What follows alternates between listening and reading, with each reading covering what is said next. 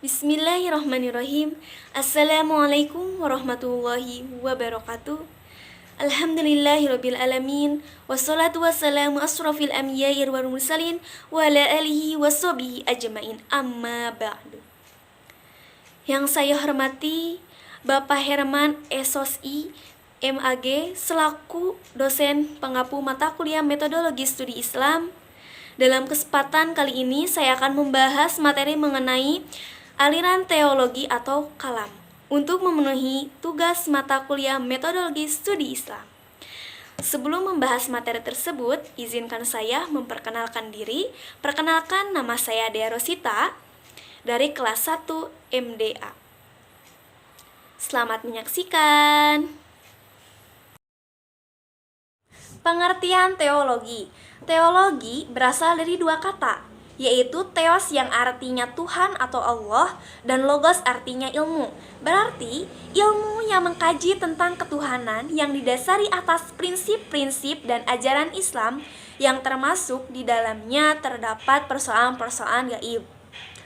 Secara etimologis, kalam berarti pembicaraan, yakni pembicaraan yang bernalar dengan menggunakan logika. Secara terminologis, ilmu kalam adalah ilmu yang membahas tentang adanya Allah Subhanahu wa Ta'ala dan alasan-alasan untuk mempertahankan keyakinan iman dengan menggunakan dalil-dalil pikiran untuk mempertahankan Islam dan tradisi keislaman dari ancaman manapun, tantangan dari luar dan dari orang-orang yang menyeleweng dari kepercayaan salaf dan as-sunnah. Sejarah munculnya aliran teologi atau kalam. Ilmu kalam sebagai disiplin ilmu baru muncul abad ketiga setelah Rasulullah SAW wafat. Ilmu ini muncul diperkirakan pada zaman Khalifah Al-Ma'mun dari dinasti Abbasiyah. Banyaknya sumber yang menyebutkan ilmu kalam berawal dari persoalan politik, yaitu perang saudara antara kelompok Ali bin Abi Thalib dan Muawiyah bin Abi Sufyan yang dikenal dengan Perang Siffin. Dalam peperangan tersebut, terjadilah tahkim atau arbitrase yang curang, sehingga munculnya beberapa kelompok golongan atau aliran. Setelah tadi dijelaskan sejarah munculnya aliran teologi. Aliran teologi terbagi menjadi 7 aliran. Yang pertama, aliran Murji'ah. Kedua, aliran Syiah. Ketiga, aliran Jabariyah. Keempat, aliran Qadariyah. Kelima, aliran Mu'tazilah. Keenam, aliran Sunnah wal Jamaah. Dan yang terakhir atau ketujuh, aliran Khawarij. Aliran Murji'ah. Aliran ini adalah aliran yang menunda hukuman di akhirat. Sekte tidak pasti jumlahnya karena masing-masing ahli memiliki pendapat masing-masing, seperti Al-Yunusiyah, Al-Ghazaniyah, As-Saubaniyah, At-Tumaniyah, Al-Musariyah. Tokoh moderat Abu Al-Ghifari, ekstrim Zam bin Sofwan. Doktrin, ajaran atau pokok ajaran. Iman hanya membenarkan dalam hati. Orang Islam yang melakukan dosa besar tidak dihukumi kafir, tapi ia tetap mukmin selama masih mengaku 2 kalimat syahadat. Hukuman terhadap perbuatan manusia ditangguhkan hingga hari kiamat tiba. Kedua, aliran Syiah. Aliran atau golongan ini adalah yang mendukung Ali dan keturunannya. Tokoh Hasan bin Ali, Husain bin Ali, Ali bin Husain, Muhammad bin Ali. Sekte Syiah Gurat, Syiah Ismailiyah, Syiah Az-Zariyah, Syiah Itnan Zariyah, Syiah Karamidha. Doktrin, ajaran atau pokok ajarannya. Pertama, tauhid, percaya bahwa Allah itu esa. Al-Adil, yakni bahwa Allah Maha Adil, tidak lazim dan berbuat buruk. Al-Hubuwah, Allah mengutus sejumlah nabi dan rasul ke dunia. Ketiga, al-imamah, kepemimpinan dalam agama, negara, dan pengganti Rasul dalam memelihara syariat, hudud, ketentraman rakyat. Al-ma'ad, akan adanya kehidupan akhirat. Ketiga, aliran Jabariyah. Manusia tidak memiliki kekuatan maupun kekuasaan untuk melakukan sesuatu. Tokoh Ja'ad bin Dirham, Jam bin Safwan. Doktrin atau pokok ajarannya. Manusia tidak mempunyai kemampuan untuk melakukan perbuatan dan tidak memiliki kemampuan untuk memilih. Segala yang bergerak dan berbuat yang dilakukan manusia pada hakikatnya adalah dari Allah semata. Sehingga aliran ini dikatakan fatalisme atau predestination. Meskipun demikian, manusia tetap mendapatkan pahala atau siksa karena perbuatan baik atau jahat yang dilakukannya. Keempat, aliran Qadariyah. Maksud dari aliran ini adalah manusia berbuat karena kekuatannya sendiri tanpa ada campur tangan dengan Allah. Tokoh Ma'bad al-Juhani, Galain ad-Dimarski. Doktrin ajaran atau pokok ajarannya, Allah tidak menciptakan amal perbuatan bagi manusia. Manusia bebas menentukan amal perbuatannya. Allah Maha Esa dan tidak memiliki sifat. Pelaku dosa besar adalah fasik.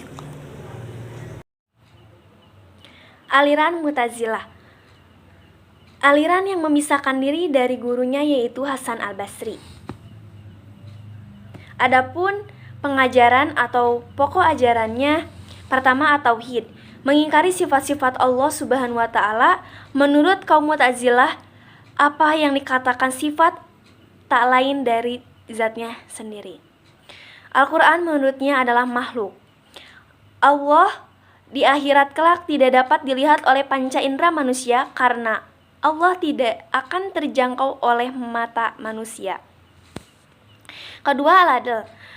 Allah akan memberikan balasan kepada orang sesuai apa yang diperbuat oleh manusia tersebut. Al-wadu wal-wad'i. Apabila berbuat baik maka akan dimasukkan ke dalam syurga dan sebaliknya yang berbuat buruk akan dimasukkan ke siksa neraka selama-lamanya. Keempat, al-manzilah bainal manzilatain. Seorang muslim yang mengerjakan dosa besar ia tergolong bukan mukmin, tetapi juga tidak kafir, melainkan menjadi orang fasik. Kelima, amal ma'ruf nahi munkar. Setiap muslim mempunyai kewajiban untuk mengajak kepada kebaikan dan menghindari kemunkaran. Namun dalam perkembangan ini digunakan untuk memaksa kepada pihak yang tidak sepaham dengan teori Mu'tazilah untuk menerimanya. Adapun tokoh dari aliran Mu'tazilah di Basroh ada Wasil bin Watta, Al-Zubail, An-Nazam, Abu Uzail, Al-Alaf. Di Baghdad ada Al-Hayat, Az-Zaman, Mashayariya. Keenam, aliran Ahlul Sunnah wal Jamaah. Orang-orang yang berpegang kuat pada sunnah atau hadis. Aliran Ahlul Sunnah wal Jamaah terbagi menjadi dua, Al-Asy'ariyah dan Maturidiyah. Al-Asy'ariyah, Abu Hasan bin Ismail Asy'ari keluar dari Mu'tazilah karena berbeda pendapat. Berdirinya karena membendung pesat aliran Mu'tazilah yang mengedepankan akal, berpusat di Basroh. Maturidiyah didirikan oleh Abu Mansur al-Maturidi. Berdirinya juga karena reaksi terhadap aliran Mu'tazilah. Dalam soal kepercayaan, mendasar pada pemikiran Abu Hanifah. Berpusat di Samarkand. Tokoh dari Al-Asy'ari, Al-Ghazali, Al-Imam An-Razi, Abu Ishaq Al-Isfirani, Al-Qadi Abu Bakar al-Bakilani, Abu Ishaq Asy'ari. Tokoh di Maturidiyah, Abu Mansur Muhammad al-Maturidi, Abu al-Syur Muhammad al-Bazdawi.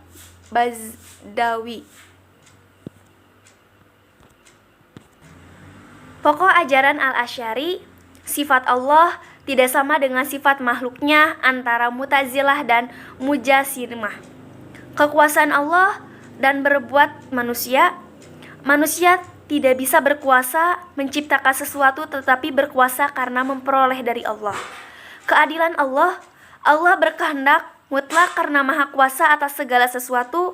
Melihat Allah di akhirat, Allah akan bisa dilihat di akhirat oleh hamba yang soleh. Dosa besar tetap mukmin tapi pendosa. Janji dan ancaman meyakini adanya janji Allah berupa surga dan ancaman berupa neraka. Syafaat Rasulullah akan memberikan pertolongan kepada umatnya. Doktrin ajaran Maturidiyah, kewajiban mengenal Allah Subhanahu wa taala dalam syariat Islam, kebaikan dan keburukan menurut rasio perbuatan manusia, janji dan ancaman Allah. Aliran ketujuh, aliran Khawarij.